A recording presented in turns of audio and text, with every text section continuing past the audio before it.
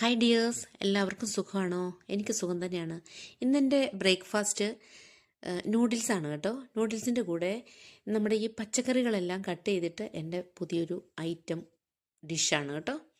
അതായത് ഈ ഇല കർപ്പാസ് എന്ന് പറയുന്ന ഇലയാണ്. ഞാൻ ചീനിച്ചട്ടി അടുപ്പ് വെച്ച് സവോള കട്ട് ചെയ്ത് വഴറ്റി കഴിയുമ്പോഴത്തേനും നല്ല സ്മെല്ല് വരും. എല്ലാവരും ഓർക്കും അടിപൊളി ഫുഡ് ഉണ്ടാക്കുമെന്ന്.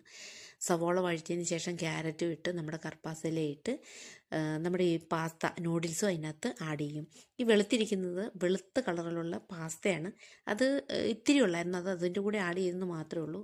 ഫുഡ് നമുക്ക് നശിപ്പിച്ച് കളയാൻ താല്പര്യമില്ലാത്തതുകൊണ്ട് അങ്ങനെ ഇതെല്ലാം കൂടെ ആഡ് ചെയ്ത് വെച്ചേക്കുന്നു.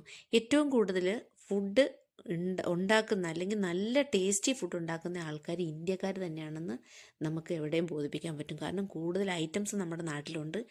നമ്മുടെ വയറ് കാണുമ്പോൾ തന്നെ അറിയാം കൂടുതൽ ഫുഡ് കഴിച്ചിട്ടുള്ള ആൾക്കാരാണെന്നും ഉള്ളത് എല്ലാവർക്കും മനസ്സിലാകും. അപ്പം ഇങ്ങനെയുള്ള ഈ ലീഫൊക്കെ ഇവർ സലാഡിൽ ആഡ് ചെയ്ത് കഴിക്കുന്നതാണ് പതിവ്. പക്ഷേ ഞാനെല്ലാം കുക്ക് ചെയ്താണ് കഴിക്കുന്നത്. അപ്പോൾ അതിൻ്റെ കൂടെ ഞാൻ ടൊമാറ്റോ സോസ് ആഡ് ചെയ്തു. ഈ ടൊമാറ്റോ സോസിന് വെറും 2 ശക്കൽ മാത്രമേ ഉള്ളൂ കേട്ടോ. അതും ഞാൻ ആഡ് ചെയ്ത് വെച്ചു.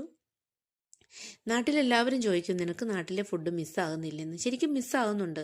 കപ്പ, മീൻ, ചക്ക, ചിക്കൻ കറി, ദോശ, ഇഡ്ഡലി, പൊറോട്ട ഇതെല്ലാം നമുക്ക് മിസ്സാകുന്നുണ്ട്.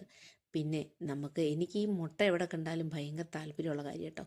ഞാൻ 10 മുട്ടയെങ്കിലും രാവിലെ കഴിക്കും. അത്രേ ഇഷ്ടമാണ്. കഴിക്കാറില്ല, കഴിക്കാൻ ഇഷ്ടമാണ്. അപ്പം ഞാൻ മുട്ടയും കൂടെ വേവിക്കാൻ വെച്ചു.